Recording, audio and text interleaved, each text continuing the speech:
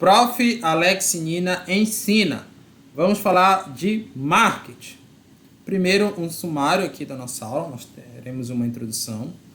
E depois, das 5 eras do marketing, do 1.0 até o 5.0.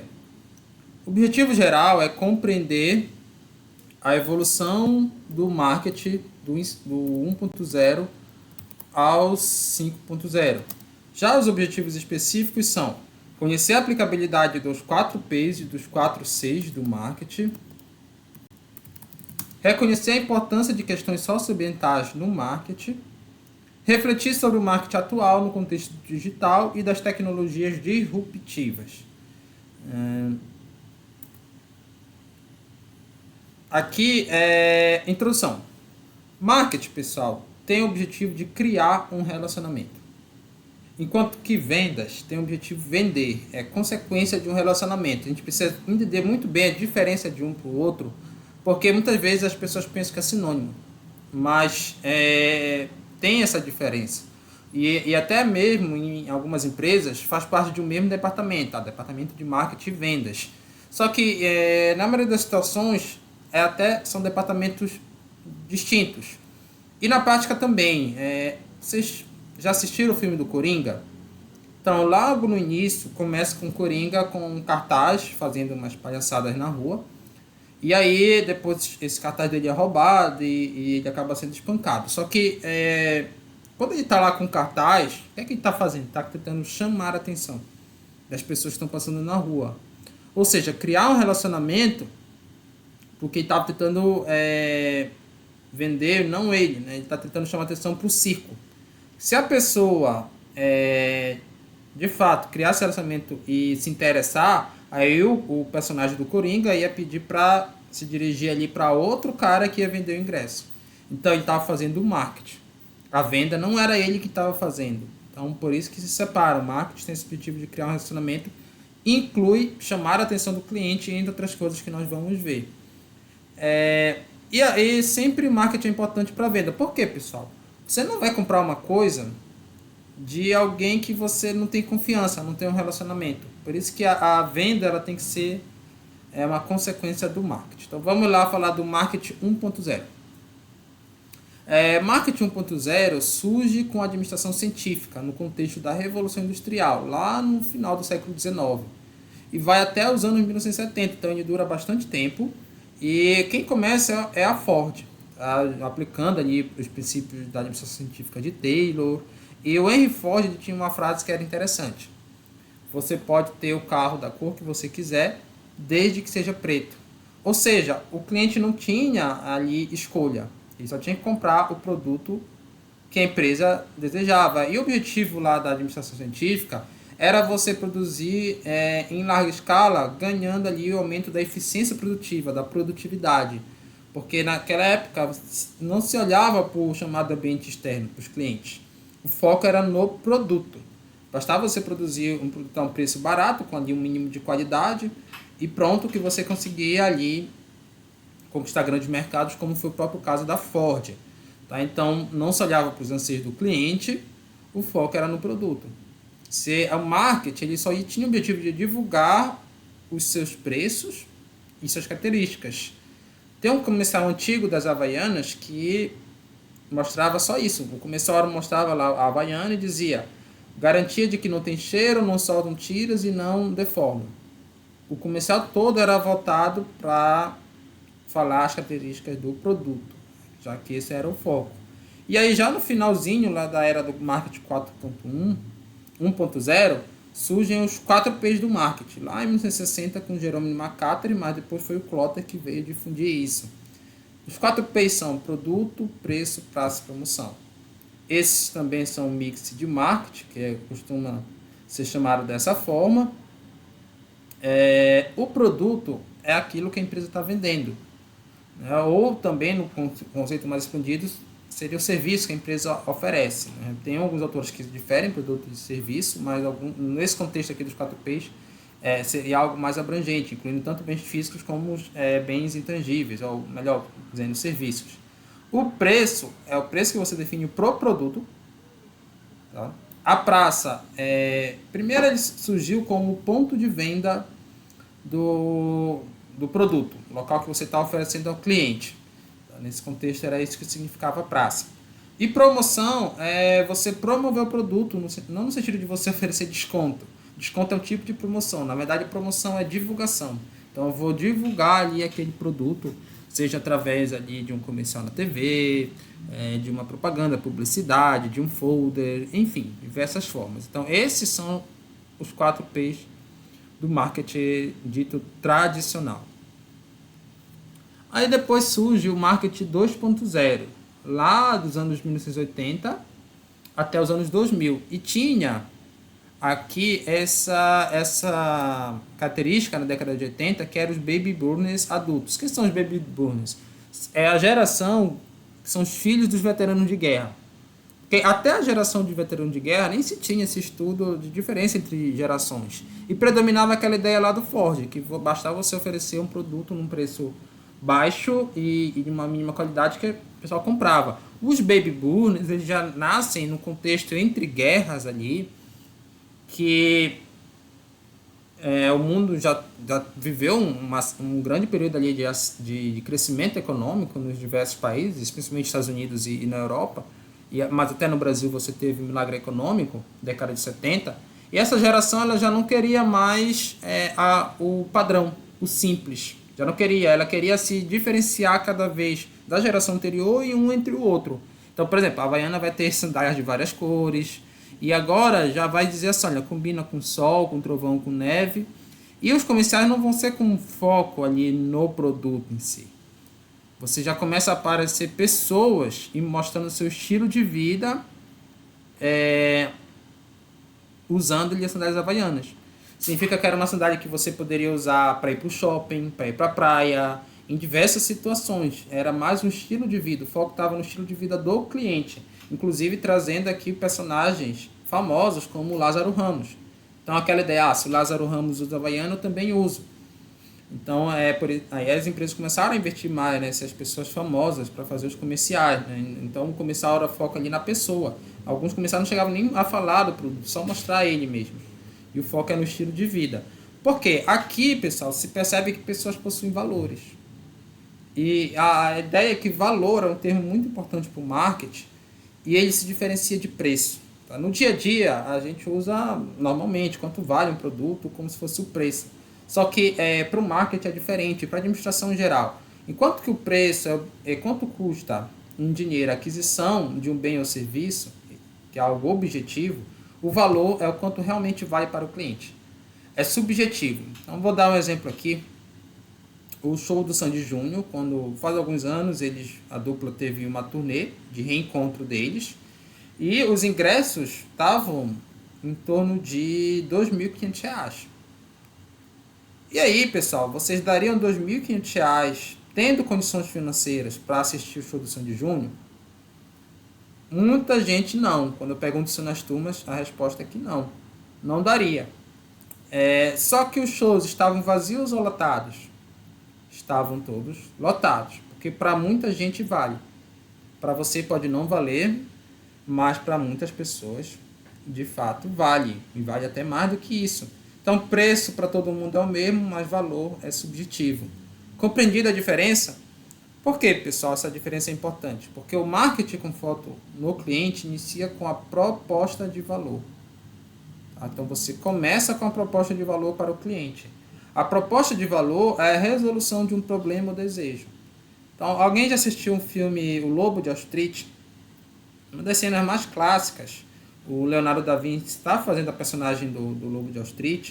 Ele está com os colegas dele, que montaram uma corretora, e está tentando ensinar eles a vender. E aí ele pega uma caneta e pergunta para os colegas, e pede, na verdade, para os colegas vender essa caneta para eles. Como é que eles iam tentar persuadir o cliente, o possível cliente, a comprar uma caneta. E aí os amigos começam a errar, até que aquele que estava mais tempo com ele faz o seguinte: ele dá um papel para o Leonardo da Vinci, então tá lá com o papel e faz a seguinte pergunta, e faz o seguinte comando: escreve alguma coisa nesse papel. E aí o Leonardo da Vinci vê sem a caneta. Para você escrever uma coisa, você vai precisar da caneta. E aí você tem a necessidade de ter uma caneta para poder escrever no papel. Que aí, de fato, ele consegue mostrar que a venda ela tem que estar focada ali na resolução do problema ou desejo do cliente. Então, e assim, bom ou ruim, mas para o marketing algo positivo, as pessoas sempre terão problemas, desejos. Sempre terão, desde que o mundo é mundo, as pessoas têm problemas, e mesmo que o avanço tecnológico resolva alguns problemas, historicamente ele sempre cria outros. Tá? Então, a questão de problemas a gente sempre vai ter. Alguns exemplos de problemas: burocracia bancária, escutar uma boa música, comer algo gostoso. Burocracia bancária, Nubank surgiu a partir desse problema. Foi um colombiano que estava aqui no Brasil, foi enfrentar uma fila e não acreditou na demora que ele teve. E viu que o país tinha uma burocracia bancária muito grande, muitas pessoas reclamando, e você tinha uma baita de uma oportunidade para melhorar, oferecer uma instituição financeira que simplificasse ali aquela burocracia toda, sobretudo no contexto digital. Escutar uma boa música. A música nem sempre evolui de geração em geração, porque sempre as pessoas elas têm desejo por uma música diferente, um novo estilo, enfim. Comer é gostoso. O restaurante é uma coisa que sempre vai fechar e abrir, porque sempre você vai ter necessidade de novos desejos gastronômicos, enfim. Então sempre vai ter oportunidade. A grande pergunta, depois que você resolve o problema que você quer resolver, essa proposta de valor, é quais pessoas possuem esse problema. E a gente está falando de público-alvo. Tá? Você vai definir seu público-alvo. E a ideia, pessoal, é que seu público-alvo ele vai estar em alguma posição entre o mundo e entre o indivíduo. Você vai usar o que a gente chama de filtro para definir qual é o seu público-alvo. Porque se você quer vender para o mundo, meu público-alvo é todo mundo.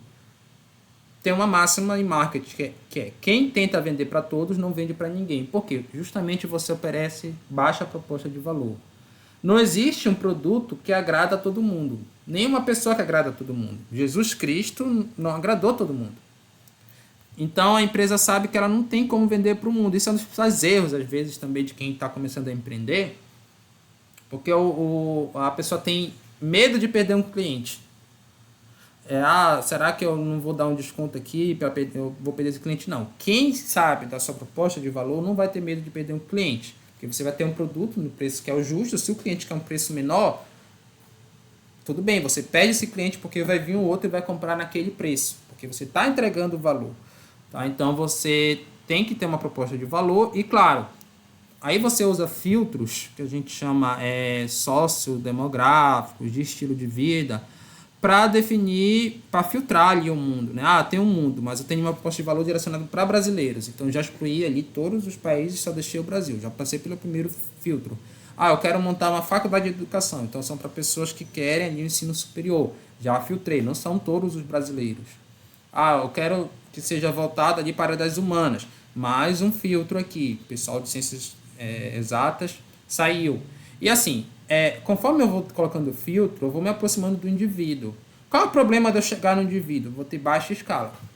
Porque só uma pessoa, só um cliente, ele não vai me dar um volume de vendas adequado para o meu produto, para o meu negócio ser viável.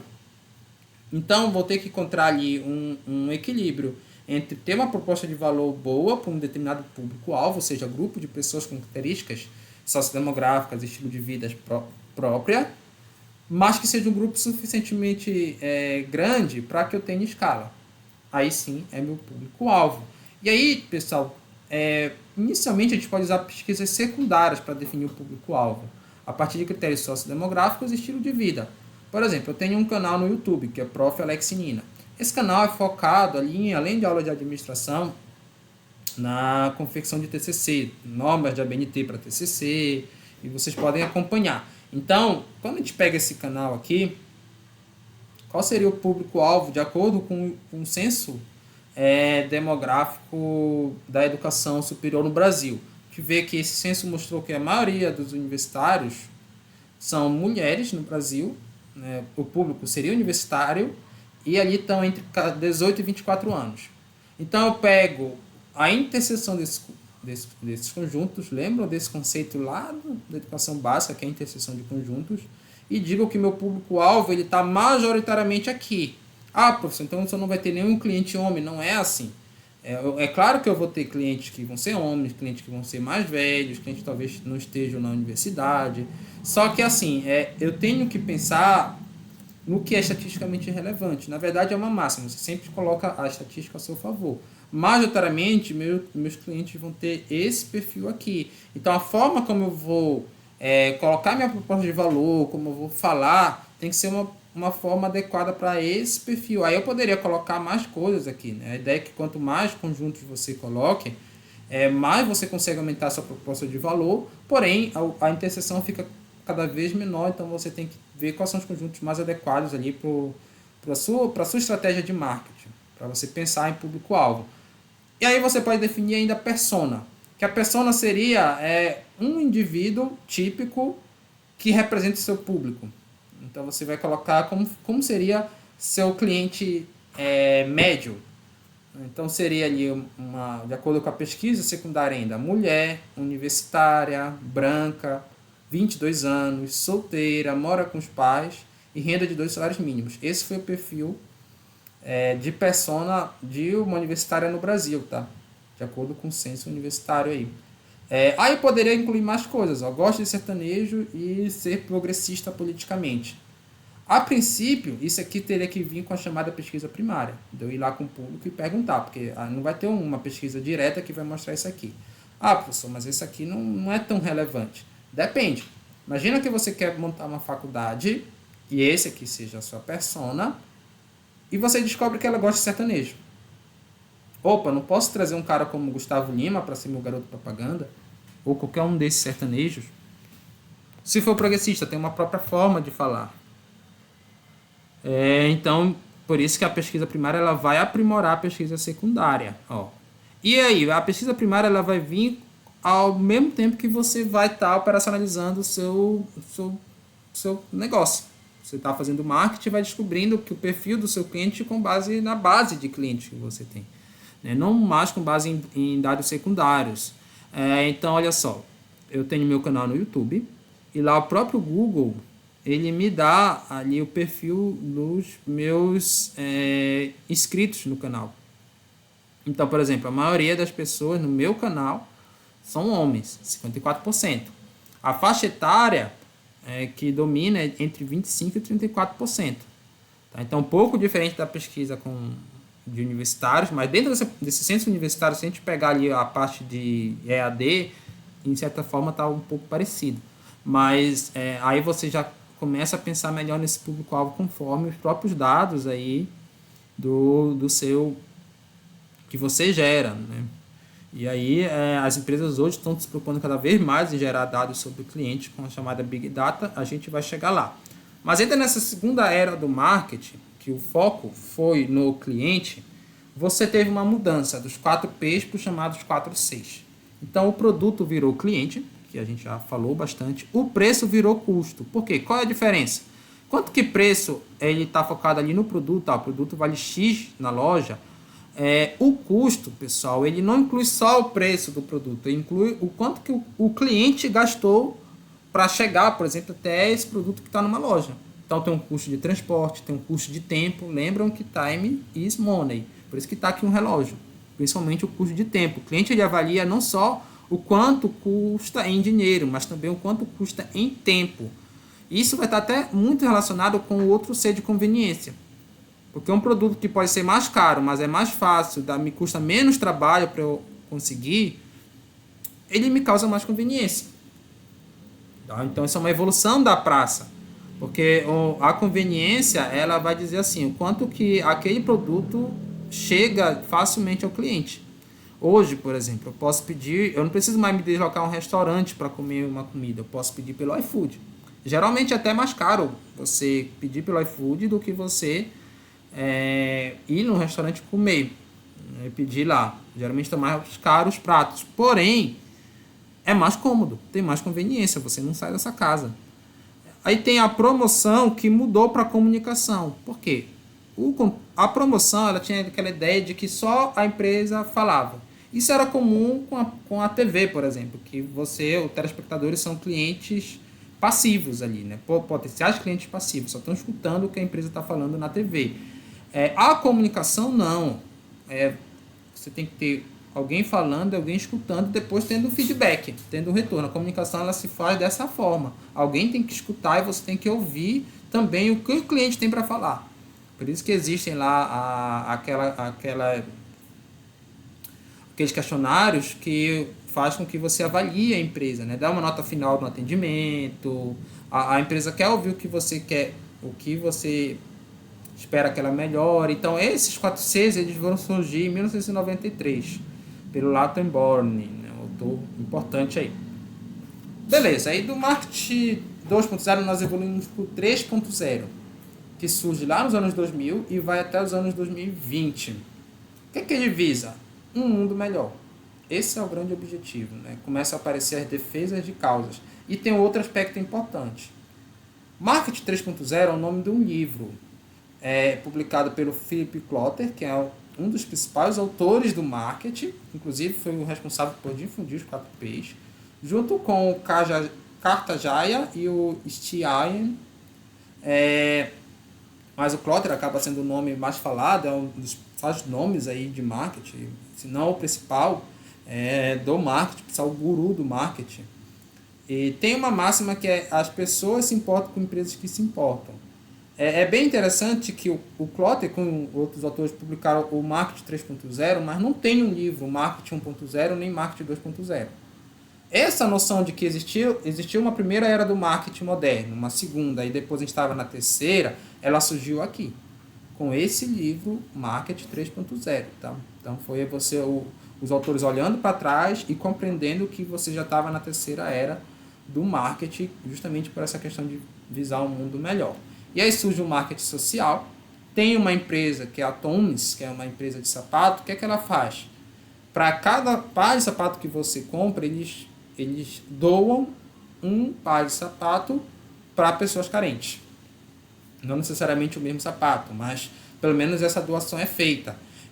Então, eles fizeram uma campanha muito forte de doação e conseguiram ganhar bastante o mercado se expandir dessa forma, porque muitas pessoas viram essa questão de doação como algo bom que a empresa faz para melhorar o mundo, e as pessoas aceitaram, inclusive, pagar mais caro por um par de sapato, porque para fazer isso a empresa precisa ter caixa, né? Com aquela sensação de que você está contribuindo para um mundo melhor. Quando você teve a pandemia, o que aconteceu? Não sei se vocês lembram, quem assistiu o Jornal Nacional. Tinha um quadro chamado Solidariedade S.A., que as empresas mostravam o que estavam fazendo para ali ajudar na pandemia. Eu lembro, por exemplo, da Ambev, que remodelou todas suas fábricas de bebida alcoólica para a produção de álcool em gel e doava esse álcool em gel para comunidades carentes. E assim, todo dia era uma empresa diferente que queria aparecer no Jornal Nacional. Estava fazendo ali o marketing social dela. Você tem um marketing ambiental que vai surgir nessa época. Na verdade, desde lá da década de 60, globalmente, você começa a discutir a relação entre crescimento econômico e preservação ambiental, com discussões que vêm com a Eco 72 e que vão culminar com o seguinte conceito de desenvolvimento sustentável: aquele que satisfaz as necessidades das gerações presentes sem comprometer a capacidade das gerações futuras de suprir suas próprias necessidades. É um conceito que vai surgir em 1987 no relatório de Brundtland, no seio da ONU, e que, apesar de surgirem outros, acaba sendo mais difundido de desenvolvimento sustentável, justamente com essa preocupação das gerações futuras, de você ter um ambiente ecologicamente adequado para que você continue tendo vida boa na Terra, né, com todo mundo supra essa necessidade, porque senão você vai ter colapsos ambientais que vão prejudicar ali nossos filhos, netos e etc. Então, nós, gerações presentes, temos que nos preocupar com isso para manter um planeta bom para os nossos descendentes. Esse conceito ele vai ganhar uma certa operacionalidade com um autor chamado John Kingleton, em 1994, que ele vai publicar um livro Canibais com Garfo e Faca, que ele vai falar do chamado Triple Bottom Line, que são os 3 pilares da sustentabilidade: o ambiental, o social e o econômico. São as 3 dimensões. Depois vão ter outros autores que vão colocar outras dimensões aí, dimensão cultural, política, enfim. Mas essa é a base, né? Todos os autores concordam que esses 3 são a base. Inclusive, no meu ponto de vista, falando aqui para vocês, o social e o ambiental acaba sendo muito parecido, porque assim, eu gosto muito do termo socioambiental. Você acaba, o ambiental é como se fosse o social projetado para o futuro. Se a gente pensar que refletir sobre esse conceito. Mas é importante a gente pensar que esse paradigma do desenvolvimento sustentável ele vai se estabelecer também no mundo corporativo e as empresas que antes você pensava que o lucro das empresas levava ao consumismo exagerado, isso causava uma degradação ambiental, você já começa a repensar esse modelo. Muitas empresas já repensam e tentam ter uma produção mais sustentável, junto também com consumidores que vão começar a refletir sobre esse consumismo exacerbado, sem preocupação com a questão ambiental. Então, nessa seara que vão se aumentar, por exemplo, grupos de vegetarianos no mundo todo e inclusive no Brasil. Então, uma pesquisa lá de 2018 mostrou que 14% dos brasileiros se declaram vegetarianos e a população que teve 75% de crescimento nas regiões metropolitanas, justamente a região do país que tem maior poder aquisitivo. Então, é uma população que está crescendo e que está crescendo uma faixa etária de pessoas, um grupo de pessoas com alto poder aquisitivo. Para o marketing, seria um mercado promissor gigante, por isso que aparecem aqui produtos com essa pegada vegetariana. Ou restaurantes ali vegetarianos, camisas, enfim. Esses consumidores também têm uma causa. Eles tendem a ser mais fiéis e divulgadores da empresa. Tá? Isso aqui é um conceito que vai ser aprimorado no Marketing 1.0, que é do cliente divulgador. Mas, por exemplo, se você tem um filho vegetariano, ele vai tentar ali fazer com que a família também se torne vegetariana.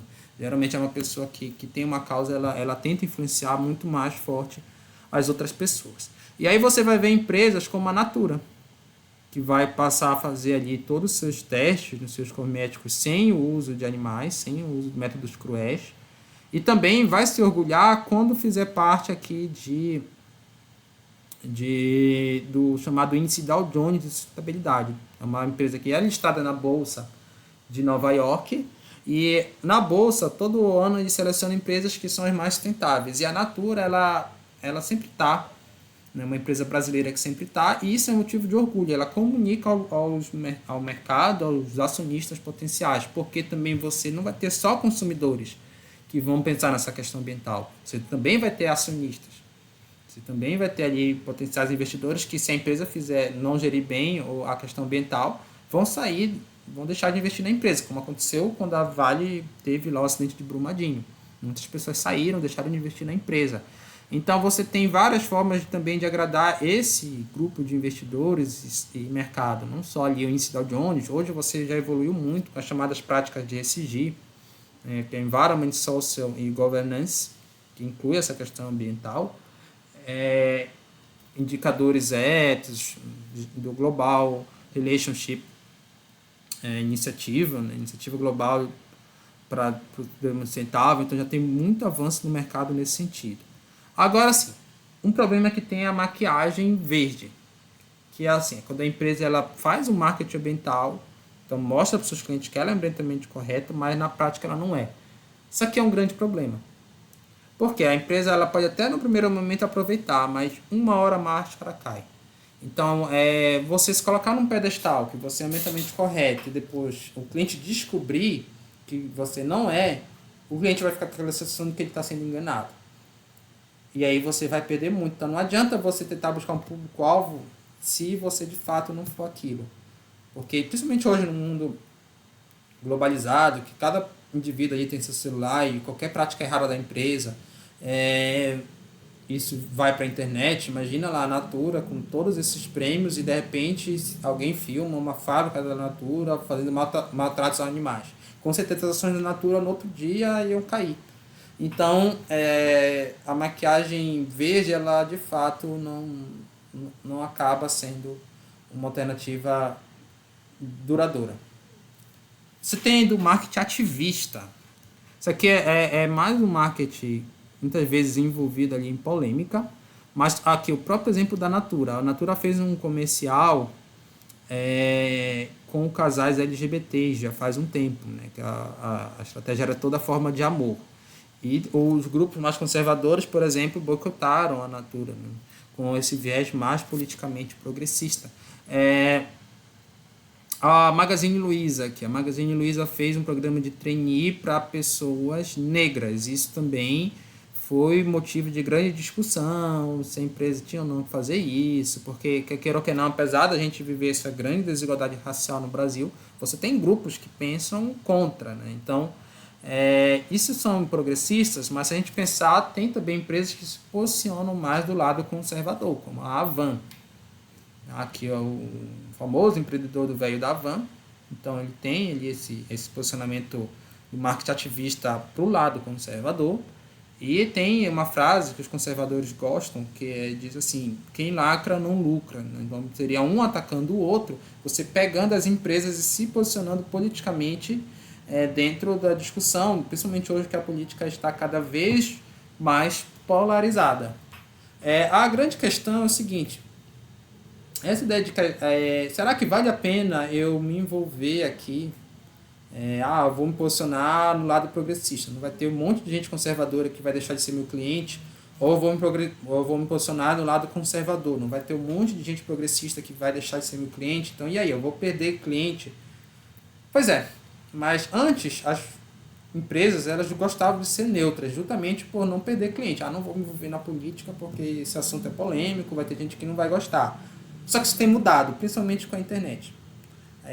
Esse medo do cancelamento, de você começar a ter odiadores da marca, meio que ficou para trás. Porque você tem os chamados haters, aquelas pessoas que vão odiar a tua marca por um posicionamento político, mas você tem os lovers, que são aquelas pessoas que vão amar a tua marca por conta de um posicionamento político. E aí, o que acontece? A ideia antes do marketing, lovers e haters sempre existiram. A ideia é que você tinha que ter um indicador que era a diferença. Lovers menos haters. E quanto maior essa diferença, melhor. Ou seja, ideal para uma empresa, antigamente, era você ter muitos lovers e poucos haters. Só que se percebeu que o jogo, principalmente hoje na internet, não é mais assim. Se você tem muito haters, eles acabam fazendo com que seus lovers fiquem mais engajados. Traduzindo para a empresa, é que os clientes fiquem mais fiéis e comprem com mais recorrência ali aquele teu produto, aquela tua ideia. Então os haters eles acabam fazendo com que você tenha clientes mais fiéis. Por isso que as empresas estão se posicionando mais politicamente. Tá? A gente percebe que a gente está no marketing 3.0 e a internet está começando a ser importante. Mas é de fato com o marketing 4.0 que o digital vem de forma sólida. Porque até o 3.0 ainda estava ali no início, né? Principalmente nos países em desenvolvimento. Aqui não, você já tem o mundo todo praticamente já com digital, e você vem aqui do início dos anos 2010, que surge o marketing 4.0 e ainda vivemos. Então, olha lá, massificação da internet, das redes sociais principalmente. Então, olha só uma diferença. Antes, boa parte do marketing era feito na televisão. Então, você tinha lá o comercial. E a família toda se reunia na frente da TV. Quem tinha o controle era o pai. Então todo mundo assistia aquele programa que o pai quisesse. E aí todo mundo assistia o mesmo comercial, a mesma propaganda. Agora, olha só como a família se reúne. Não é mais todo mundo assistindo a mesma coisa. Cada um está com o seu celular assistindo aquilo que lhe convém. E o Klotter publicou o Marketing 4.0, né, outro livro. Mostrando isso, entre outras coisas. Então, as empresas já vão fazer o marketing cada vez mais direcionado para o perfil individual de cada cliente. Não mais algo tão genérico. Né? Isso vai mudar muita coisa, principalmente com as redes sociais. E aí você vai começar a implementar a ideia de 5 A's do marketing 4.0. Ou chamada de funil de vendas do marketing digital. Tá? Então você tem ali os 5 A's de assimilação, atração, arguição, ação e apologia. Assimilação, quando o cliente começa a conhecer. Então vamos começar aqui, né, desde o início. Primeiro, o cliente é um estranho, ele não conhece a sua marca, então você precisa buscar a assimilação. Para ele conhecer ali o seu produto, seu serviço, quem é você. Aí ele passa a ser o visitante, ele visita lá seu canal no YouTube, sua página, seu blog, seu site da sua empresa. E você vai tentar atrair ele, no sentido dele não ser só um visitante, mas dele também interagir com você, de gostar da sua marca. À medida que ele interage com você, ele começa a criar leads. Vou cadastrar ali no site da Magazine Luiza. Eles vão pedir lá meu e-mail, minha senha. Algumas empresas pedem até minha faixa de renda. Ou então, se já tem banco de dados, eles vão atrás. Eu estou criando aqui informações pessoais dos clientes para minha empresa. Essas informações vão ser importantíssimas na gestão do meu público-alvo. Lembra que eu falei lá em Marketing 2.0? Tá? A ideia não é que uma etapa vai superando a outra, mas sim que vai aprimorando. O Marketing 1.0, os 4Ps, por exemplo, ele ainda é importante até hoje, mas ele vai sendo aprimorado cada vez mais. Então, depois, eu vou buscar o A de aguição, ou seja, convencer o cliente a interagir cada vez mais, no sentido dele se tornar um seguidor, até ele chegar à ação, que é a compra propriamente dita. E aí ele vira cliente. Na verdade, até aqui ele não é um cliente, tá? Ele vai mudando o status de estranho para visitante, para leads, seguidor, até assim. Quando ele faz a operação monetizada, ele é cliente. E aí, a última etapa é quando chega na apologia. Ele não é só um cliente, ele já começa a recomendar a sua marca para as outras pessoas. Ele se torna um promotor. É aquela pessoa que pega ali uma marca que conheceu na internet ou um vídeo no YouTube de algum influencer e começa a compartilhar ali no WhatsApp, nas outras redes sociais, no Instagram. Então é um promotor, tá? Seria o ideal, o cliente ideal para qualquer empresa hoje é o promotor. Só que aqui tem diversas fases, nem todo mundo que começa ali com assimilação chega até promotor. Muitos vão desistindo no meio do caminho.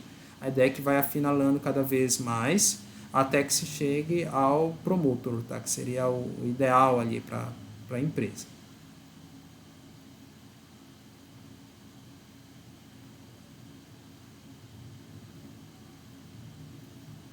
Grupos de influência.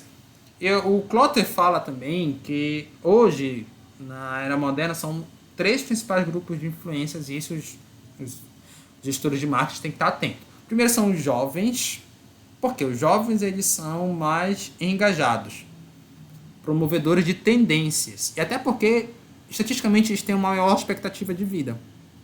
Então, teoricamente vai ser um cliente que vai comprar com mais recorrência aquele teu produto, porque ele vai viver mais, né? Acaba sendo isso.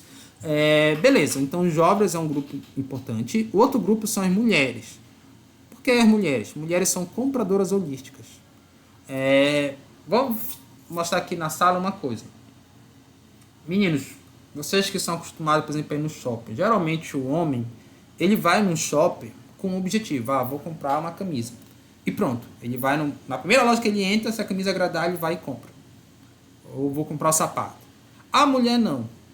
A mulher, ela não vai comprar logo de primeira. Na verdade, ela não vai ainda com o objetivo de comprar um produto específico. Ela vai com o objetivo de olhar os produtos que tem, olhar, comparar as propostas que aparecem, comparar preço, comparar qualidade, comparar o valor para ela e depois decidir. Então, ela demora muito mais para decidir porque ela é mais holística. O homem não, o homem às vezes ele decide até errado. Ele compra logo o sapato, depois ele vê um outro melhor a marca, mas o homem é isso. Então a mulher ela é muito mais difícil de ser convencida, porque ela realmente avalia muito mais, no geral, tá? No geral é isso. Isso acaba sendo um fator importante, porque a marca ela precisa se esforçar muito mais para convencer mulheres do que homens. E às vezes, quando ela convence a mulher acaba influenciando muito mais o homem a querer um produto ou gostar de uma marca, então acaba sendo um grupo importante. O terceiro grupo são os niche sciences, que são chamados os nativos digitais. São as pessoas que já nasceram nessa era digital ou que já incorporaram, né, cidadãos digitais aqui,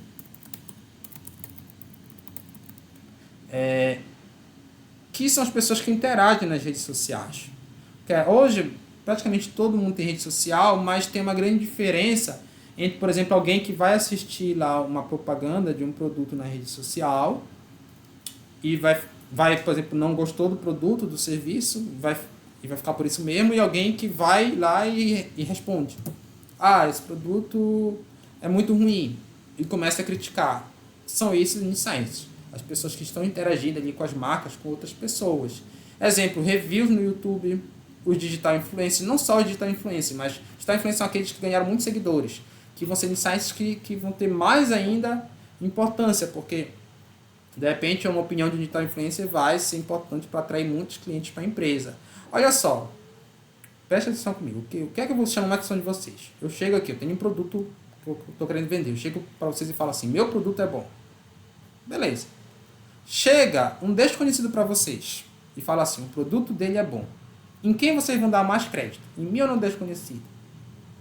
Provavelmente desconhecido, porque vocês sabem que se eu estou falando de mim mesmo, as chances de eu estar falando bem e estar mentindo, inclusive, né, ou aumentando, são maiores. Eu não tenho tanta credibilidade para falar do meu próprio produto. Um desconhecido, quer queira ou que não, ele vai ter mais credibilidade. Porque ele não tem nada a ganhar com isso. Ele está falando isso aqui, teoricamente, de forma mais espontânea. Agora, se chega um cara como o Bill Gates e fala assim, o produto dele é bom. Opa, você tem alguém que já tem nome na praça. Podemos dizer assim, alguém conceituado. Né? Bill Gates falou. Bill Gates todo ano faz a lista de livros que ele achou os melhores que ele leu. Então, você ter seu livro elogiado pelo Bill Gates, com certeza isso promove suas vendas. Agora, olha essa situação. Ao invés de ter uma pessoa falando, vai ter um monte de gente falando algo do tipo. O produto dele é bom. 500 mil visualizações de 5 estrelas. Isso aqui influencia muito mais. Você ter ali muita gente dizendo que o produto é bom. E aí tem meio que o efeito manada que existe. Né? Mas isso aqui vai influenciar muito mais. E hoje no digital acaba sendo isso. Né? Você ter ali muitos seguidores. Uma coisa vai muito estar relacionada com a outra, mas você ali ser elogiado por muita gente acaba potencializando ali sua relação com os clientes e também, consequentemente, suas vendas. Antes, no marketing tradicional, se focava em homens adultos, por terem maior renda, aquela ideia de que tem maior poder de compra, então é melhor a gente fazer o foco direcionado para essas pessoas. Só que assim, não se enxergava que existem diferentes tipos de clientes. 3 tipos básicos, tá, pessoal? Usuário, comprador e consumidor. Então, o cliente usuário é aquele que faz uso do produto. O comprador é aquele que efetua a transação de forma monetizada.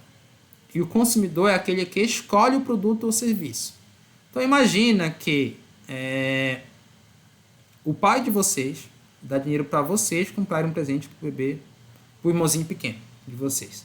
Nessa situação, o pai ele é um comprador, porque ele está dando dinheiro. O bebê ele é o usuário, porque ele que vai usar o produto. Mas você é o consumidor, que você que escolhe. Para o marketing, o consumidor é o mais importante. Porque é esse que você tem que convencer de comprar o produto. Percebam que nem sempre é o comprador. E é muito comum que os pais tenham dinheiro, mas quem escolhe ali são os filhos. Então, nem sempre a questão de ter renda é suficiente. Você pode ter um marido comprando para a esposa, ou vice-versa também, que hoje o perfil também já mudou muito em relação à renda entre homens e mulheres, embora persista uma desigualdade, já é menor do que no passado. Então, o jovem não tem renda, mas ele convence o pai a comprar um produto ou serviço, enfim.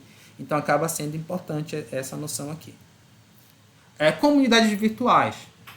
Hoje, as pessoas não se reúnem mais somente pela proximidade geográfica. Antes de ter o digital, de estar tão disseminado, era assim, tinha um grupo de pessoas naquela cidade que gostavam de motocicleta, de rock, por exemplo. Beleza. Hoje, os grupos de pessoas se encontram pela internet, por gosto. Então, e essas comunidades que são formadas digitalmente, elas influenciam nas decisões de compra individual de cada cliente. Então, e as empresas também buscam criar suas próprias comunidades. Olha o exemplo da Harley Davidson, que é uma marca de moto.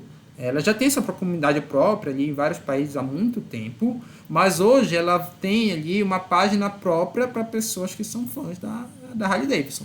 Então, além das comunidades tradicionais, ali geograficamente próprias, pessoas geograficamente próprias que existem hoje ainda, você tem as comunidades virtuais. E muitas vezes interagindo uma com as outras. Tá? E do tradicional digital. Realmente, o livro ele tem esse subtítulo, ele não passa a ideia de que o tradicional está superado. Na própria Harley Davidson, o que é que eles fazem? Anualmente eles fazem um encontro nacional. Aqui só é da Harley Davidson, de fãs da Harley Davidson no Brasil. Foi na cidade de Bonito, aqui em 2018. Então percebam, várias pessoas se reúnem primeiramente pela internet para marcar um encontro presencial. Então, o digital e o presencial eles vão estar intercalados. Para as gerações mais antigas, você ainda tem essa diferença. A geração mais nova, a geração Z, por exemplo, já não diferencia mais o que é real do que é virtual, inclusive com o aumento ali da realidade virtual, como a gente vai falar posteriormente. E aí, pessoal, qual é a ideia? Que enquanto muitos pesquisadores diziam assim, o presencial já acabou, já agora tem que ser tudo digital, o Klotter vem com uma sacada muito boa no 4.0, que diz assim, o presencial passou a ser o novo diferencial da marca. O digital está tão disseminado que aquele encontro presencial ele acaba sendo diferencial. Antes era assim, a maioria das transações eram presenciais e o digital era uma coisa diferenciada. Agora já virou o contrário. O digital é a norma e o presencial vai ser ali o diferencial da tua marca. Você pode, por exemplo, montar um curso à distância. Aí você tem várias aulas à distância, mas depois eu monto aqui um encontro presencial em que eu vou olhar, cada pessoa vai olhar cara a cara com o aluno, vai interagir ali com o calor humano. Isso vai ser um diferencial, né? Não só na área de educação, em várias áreas. Aí você chega no marketing 5.0. Então surge lá no final dos anos 2010. Mas ainda vivemos, mas o livro vai ser publicado ali em 2021, tá? Então o livro ele sempre vem depois do surgimento ali da era, porque o livro é meio que mostrando o que tem acontecido. E esse livro ele foi escrito no contexto da pandemia. Então várias empresas tiveram que se adaptar ao online. Já era a nova realidade. O Marketing 5.0 é de 2021 o livro. Então é no contexto da pandemia que ele é escrito, mas muita coisa já estava acontecendo um pouco antes. A primeira coisa é a convivência de gerações. Nunca se viveu juntamente tanto número de gerações. São no mínimo 5 gerações que estão convivendo hoje. Desde os veteranos de guerra, os baby boomers, a geração X aqui, geração Y e geração Z. Tá? O Z e Y estão mais familiarizados com o digital, né? Eu estou aqui na geração Y, vocês na Z. Mas tem a geração X, que é meio que intermediária, a geração baby boomers e veteranos não estão tão familiarizados com digitais. E aqui você vai ter conflito. Porque a forma de pensar, os hábitos são diferentes. E as empresas precisam saber lidar com isso, tanto internamente, no seu processo de gerenciamento dos funcionários, mas também com o público de clientes.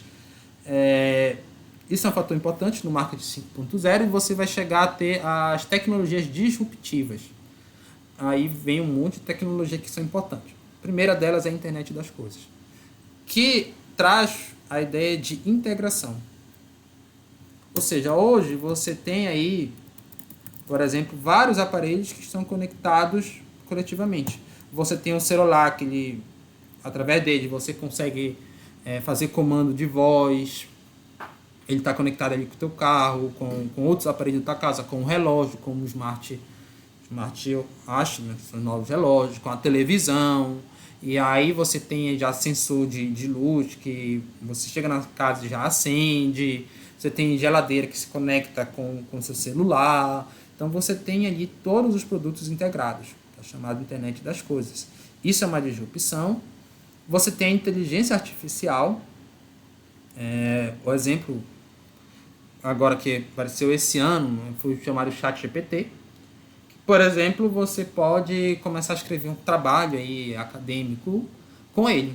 Você dá o comando, escreva um trabalho com 5 parágrafos, citando autores, nas normas da BNT. Ele vai e escreve para você. Claro que tem várias ressalvas e tem várias formas de você fazer isso. Quanto mais conhecimento você tem daquela área, mais você consegue potencializar essa ferramenta específica que é o ChatGPT, mas inúmeras ferramentas de inteligência artificial. Então, se você, por exemplo, já é um cientista, você vai conseguir usar de forma mais adequada do que alguém, para essa finalidade, o ChatGPT, do que alguém que não tem conhecimento de ciência. Porque você vai ter como fazer o chamado engenharia de prompt, ou seja, dar um comando melhor para a inteligência artificial te entregar um resultado melhor. A inteligência artificial tem uma grande discussão hoje se ela vai substituir o trabalho humano ou não, tá? Não vou entrar nesse mérito, mas historicamente ela não substitui. Ela sim potencializa o trabalho humano, né? Como todo avanço tecnológico vem mais nesse sentido. Você tem também a realidade aumentada. o metaverso também. Tanto que o Facebook mudou ali o seu nome de Facebook para agora Meta, né, empresa Meta. E um exemplo é se você for comprar um imóvel, por exemplo, na planta. Você já consegue, com óculos de aumento de realidade 3D, fazer uma experiência como se você estivesse entrando no imóvel, vendo mesmo nas dimensões adequadas ali todos os cômodos da casa, né, do apartamento, enfim, mesma coisa com o carro. Então você já tem ali essa realidade aumentada. Bom, diante de todas essas evoluções, o marketing ele vai criar novas modalidades. Então você vai ter o marketing ágil, focado em processos agilizados e análise em tempo real dos dados. Vem lá da ciência da computação essa ideia de metodologias ágeis. Vem o marketing aumentado, que é focado na imersão total do consumidor.